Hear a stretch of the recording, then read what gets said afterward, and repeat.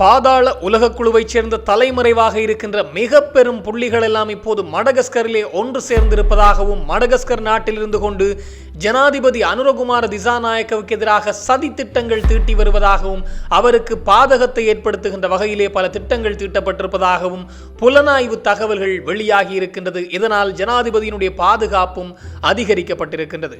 மேலும் விஜயதாச ராஜபக்சவனுடைய வீட்டிலே வைத்து ஹரக்கட்டானுடைய மனைவி மற்றும் மெதிகம ருவானோடு இடம்பெற்ற மிக பெரும் பண ஒப்பந்தம் ஒன்று வெளியாகி இருக்கின்றது. இதிலே மெதிகம ருவான் மற்றும் ஹரக்கட்டாவின் மனைவியோடு இந்த விஜயதாச ராஜபக்சவும் தொடர்பிலே இருந்தாரா என்ற அடிப்படையிலே விசாரணைகள் தீவிரப்படுத்தப்பட்டிருக்கின்றது.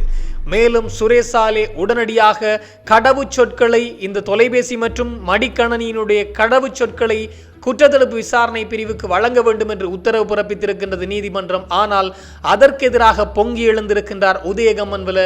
அப்படியெல்லாம் கொடுக்க முடியாது என்ற அடிப்படையில் இந்த விடயங்கள் பற்றித்தான் இந்த தொகுப்பினூடாக முழுமையாக பேசப் போகின்றோம். அன்புறவுகளில் ஒருக்குமே வணக்கம்.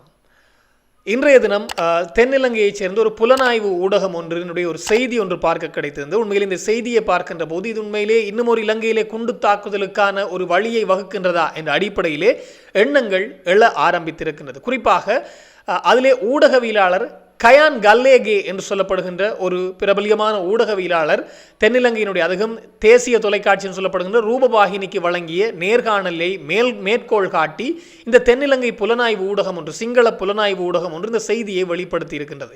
இதிலே குறிப்பிடப்பட்டிருக்கிற விடயம், இந்த இப்போது இலங்கை அரசாங்கம் எடுக்கின்ற ஒவ்வொரு நடவடிக்கைகளும் பாதாள உலகக்குழு மற்றும் போதைப் பொருள் கடத்தல்காரர்களுக்கு எதிரானதாகவே இருக்கின்றது, மோசடியாளர்களுக்கு எதிரானதாகவே இருக்கின்றது. எனவே இந்த விடயத்தினால் கடுமையாக இப்போது பாதாள உலக குழுக்களின் பல தலைவர்கள் எல்லாம் பாதிக்கப்பட்டிருக்கின்றார்கள். பலர் சிறையிலே இருக்கின்றார்கள். இதிலே மிக முக்கியமானவர்கள் என்று பார்க்கின்ற போது இந்த இசாராத் செப்பந்தி, கெசல் பத்ர பத்மே, இதே போன்று கொமாண்டோ சலிந்து, கொமாண்டோ சமிந்து, இந்த மிதிகம ருவான், மிதிகம சூட்டி என்று எல்லோருமே சிறையிலே, ஹரக்கட்டா என்று எல்லோருமே சிறையிலே அடைக்கப்பட்டிருக்கின்றார்கள். அதிலிருந்து கொஞ்சம் நெஞ்சம் தப்பி இருக்கின்ற பலர் இப்போது மடகஸ்கர் நாட்டிலே ஒன்று சேர்ந்திருக்கின்றார்களாம். அதாவது மடகஸ்கர் நாட்டிலே ஜனாதிபதிக்கு எதிராக அனுரவுக்கு தீங்கை விளைவிக்கின்ற வகையிலே அங்கே ஒரு கலந்துரையாடல் ஒன்று இடம்பெற்றிருக்கின்றது. அந்த கலந்துரையாடலானது தங்களை பாதுகாத்துக் கொள்வதற்கும் தங்களுடைய வலையமைப்பை இலங்கைக்குள்ளே கட்டுப்படுத்துகின்ற சக்தியாக இருக்கின்ற இலங்கை அரசுக்கும் ஜனாதிபதிக்கும் எதிராக ஒரு மிக பெரும் சதி திட்டம் ஒன்று அந்த இடத்திலே தீட்டப்பட்டிருக்கின்றது என்ற அடிப்படையிலே அந்த புலனாய்வு ஊடகத்திலே இந்த ரூபவாகினியிலே வந்த அந்த நேர்காணலை மையப்படுத்தி அதனை மேற்கோள் காட்டி செய்தி வெளியிடப்பட்டிருக்கின்றது. இந்த விடயங்களை குறிப்பிட்டிருப்பது ஊடகவியலாளர் கயான் கல்லேகே என்பதுதான் ஒரு மிக முக்கியமான விடயமாக அமைந்திருக்கிறது. எனவே இந்த தகவல் மக்களுக்கு இன்னும் போய் சேராவிட்டாலும் ஜனாதிபதியினுடைய பாதுகாப்பு ஏற்கனவே பலப்படுத்தப்பட்டு விட்டதாம். இன்னும் பல மடங்குகள் பலப்படுத்தப்படுவதற்கான வேலைகள் இடம்பெற்று வருகின்றது. காரணம், பாதாள உலகக்குழு ஒன்று மிக பெரும் சதி வலை ஒன்றை பின்னி வருகின்றதாம். தங்களை பாதுகாத்துக் கொள்வதற்கும் தங்களுடைய வலையமைப்பை இலங்கைக்குள்ளே விரிவுபடுத்துவதற்கும் ஜனாதிபதியை அல்லது ஜனாதிபதிக்கு தீங்கை விளைவிக்கின்ற வகையிலே, பாதகத்தை ஏற்படுத்துகின்ற வகையிலே அவர்களுடைய கலந்துரையாடல் அமைந்திருக்கின்றது என்பதுதான் மிக முக்கியமான விடயம். இப்போதும் பாதாள உலகக்குழுவைச் சேர்ந்தவர்கள் வெளிநாடுகளிலே தலைமுறைவாக இருக்கின்றார்கள். அவர்களுக்கு எதிராக சிகப்பு பிடியாணை பிறப்பிக்கப்பட்டு பலர் தேடப்பட்டு வருகின்றார்கள். ஆனால் இன்றளவும் பலர் கைது செய்யப்படவில்லை. இன்னும் பலர் கைது செய்யப்பட்டு சிறையிலே அடைக்கப்பட்டிருக்கின்றார்கள். அப்படி சிறையிலே அடைக்கப்பட்டிருக்கின்றவர்கள் சிறைச்சாலைக்குள்ளே இருந்து கொண்டு ஒரு சில அதிகாரிகளை பயன்படுத்தி தொலைபேசியினூடாக உரையாடி வருவதாகவும் செய்திகள் எல்லாம் வெளியாகி இருந்தது. ஏன் காலி உயர் பாதுகாப்பு காலி பூசா சிறைச்சாலை என்று சொல்லப்படுகின்ற உயர் பாதுகாப்பு சிறைச்சாலையிலிருந்து கூட தொலைபேசி உரையாடல்கள் இடம்பெற்று சிறிது மாதங்களுக்கு முன்னர் தான் அது எல்லா இடமும் பிடிபட்டு பலரிடம் இருந்த தொலைபேசிகள் எல்லாம் பறிமுதல் செய்யப்பட்டிருந்த விடயம். ஒரு காணொலி ஒன்று வெளியாகி இருந்தது. பூசா சிறைச்சாலைக்குள்ளே இருந்து கொண்டு பாதாள உலக குழுவைச் சேர்ந்தவர்கள் அங்கே தொலைபேசி பயன்படுத்தி வருகின்றார்கள், பாடல்கள் கேட்கின்றது போன்று ஒரு காணொலி வெளியாகிருந்து பெரும் சர்ச்சையை ஏற்படுத்தி விசாரணை குழுவெல்லாம் அமைக்கப்பட்டு விசாரணைகள் இடம்பெற்றிருந்தது.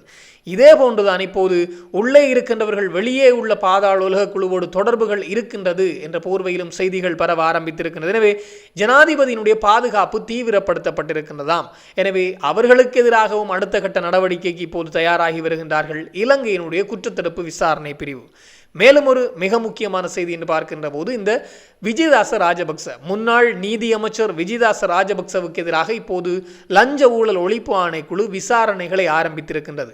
இதற்கு முன்னர் அவருடைய மகன் ரஹித ராஜபக்ச மற்றும் சஜித் பிரேமதாசுடைய கட்சியான ஐக்கிய மக்கள் சக்தியைச் சேர்ந்த சரித அபயசிங்க மற்றும் முன்னாள் சிவில் விமான போக்குவரத்துகள் சேவையினுடைய இயக்குநராக இருந்த அருண ஸ்ரீ சதுரங்க போன்றவர்கள் கைது செய்யப்பட்டு இப்போது சிறையடைக்கப்பட்டிருக்கிறார்கள். மேலும் நேற்றைய தினம் நீதிமன்றத்திலே முன்னிலைப்படுத்தப்பட்ட போதும் அவர்களை தொடர்ந்தும் விளக்கமறியலில் வைக்கும்படி உத்தரவு பிறப்பிக்கப்பட்டிருக்கிறது. எனவே இந்த உத்தரவு கிணங்க இப்போது விசாரணைகள் மேலும் துரிதப்படுத்தப்பட்டிருக்கிறதாம். காரணம், அவர்களிடம் நடத்தப்பட்ட விசாரணைகளில் இன்னும் ஒரு அதிர்ச்சி தகவல் ஒன்று வெளியாகி இருக்கிறது. குறிப்பாக விஜயதாச ராஜபக்சவுடைய வீட்டிலே வைத்து இந்த சிறையிலே இருக்கின்ற ஹரக்கட்டானுடைய மனைவி மதுசியா மதுவந்தி மற்றும் சிறையிலே இருக்கக்கூடிய மிதிகம ருவான் ஆகியோரோடு விஜயதாச ராஜபக்சனுடைய வீட்டிலே வைத்து மிக பெரும் ஒப்பந்தம் ஒன்று இடம்பெற்றிருக்கிறார். என்ன ஒப்பந்தம் என்றால், இவர்கள் ஹரக்கட்டாவை விடுவித்தல், ஹரக்கட்டாவுடைய உயிருக்கு உத்தரவாதத்தை கொடுத்தல், ஹரக்கட்டாவை தண்டனையிலிருந்து தப்பச் செய்தல் என்று பல விடயங்களுக்காக 200 கோடி கோரியிருந்தார்கள்.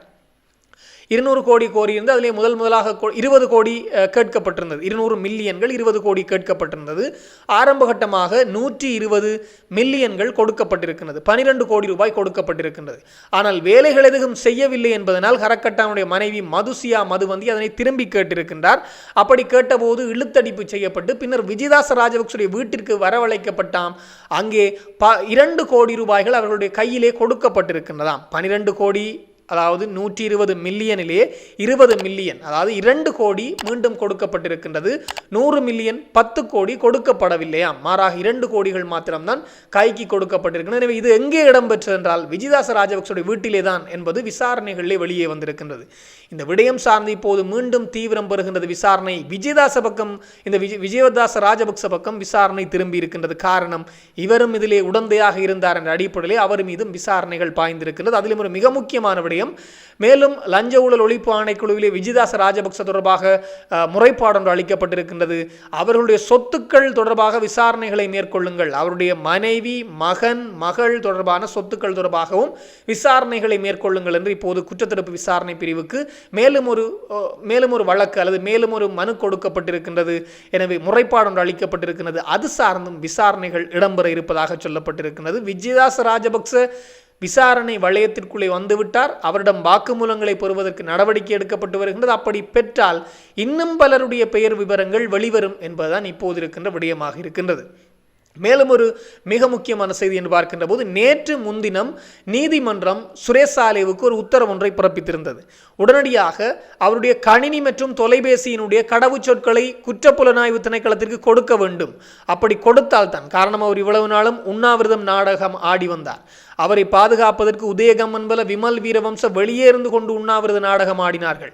இப்படி ஆடிக்கொண்டிருந்த நாடகத்திலே அந்த கடவுச்சொற்களை மறந்தே போய்விட்டார்கள். எனவே கடவுச்சொற்களை கொடுக்கவில்லை. இப்போது நீதிமன்றம் உத்தரவு பிறப்பித்திருக்கின்றது. உடனடியாக கடவுச்சொற்களை, அந்த பாஸ்வேர்டை, கடவுச்சொற்களை கொடுக்கும்படி உத்தரவு பிறப்பித்திருக்கின்றது. அதற்கு இன்றைய தினம் எதிர்வினை ஆற்றியிருக்கின்றார் உதயகம்மன்வல. அப்படியெல்லாம் கடவுச்சொற்களை கொடுக்க முடியாது.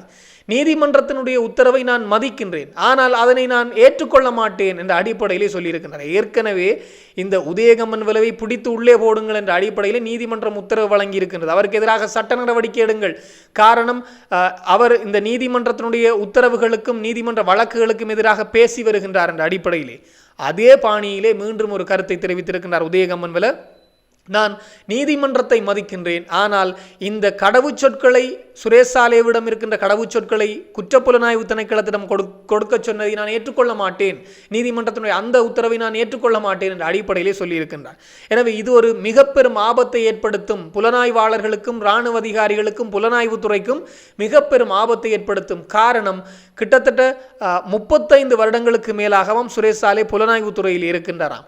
அதுவரையிலே அவர் சேர்த்து வைத்த புலனாய்வு தகவல்கள் எல்லாம் அந்த மடிக்கணனி மற்றும் அந்த அவருடைய தொலைபேசியில் இருக்கலாம். ஆனால் அதனை கொடுக்க வேண்டும் என்று உத்தரவிடுவதை ஏற்றுக்கொள்ள முடியாது. இது ஒரு அழுத்தம், அந்த கைதிக்கு கொடுக்கப்படுகின்ற அல்லது விசாரணை கைதிக்கு கொடுக்கப்படுகின்ற அழுத்தம். இப்படியெல்லாம் யாரும் அழுத்தம் கொடுக்க முடியாது. ஒரு விசாரணை கைதியை அவருடைய விசாரணைக்கு உதவும்படி கேட்க முடியாது என்ற அடிப்படையிலும், எனவே அவருக்கு அழுத்தம் கொடுக்க முடியாது. ஆனால் இப்போது குற்றத்தடுப்பு விசாரணை பிரிவின் மூலம் அழுத்தம் கொடுக்கப்பட்டு வருகின்றது, பொது வழியிலும் அழுத்தம் கொடுக்கப்பட்டு வருகின்றது.